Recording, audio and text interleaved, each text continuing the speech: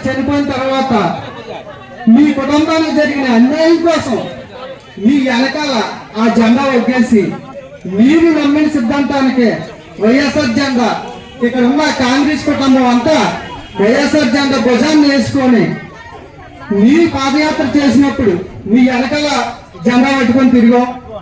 తర్వాత జగన్మోహన్ రెడ్డి గారు పాదయాత్ర చేసినప్పుడు ఆయన వెనకాల జెండా పెట్టుకుని తిరిగాం.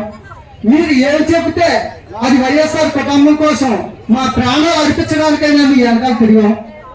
తిరిగిందని మీరు 2000 మీరు పాదయాత్ర చేసేటప్పుడు అన్నగారు జైల్లో ఉన్నప్పుడు కాంగ్రెస్ పార్టీ ఏం చేసిందో మీరు చెప్పుకొచ్చారు. మీ మాటలకి ఏ కార్యకర్త కూడా వెనక జరగకుండా రాజశేఖర రెడ్డి కుటుంబానికి ఇంత అన్యాయం జరిగితే సామాజిక కార్యకర్తలుగా మన పరిస్థితి ఏంటనే ప్రతి కుటుంబం కాంగ్రెస్ కుటుంబం వైఎస్ఆర్ కుటుంబం అయింది.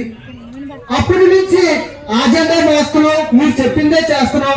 జగన్మోహన్ రెడ్డి గారి పరిపాలనలో ప్రతి పేదవారు అందరూ సుభిక్షంగా ఉన్నారు.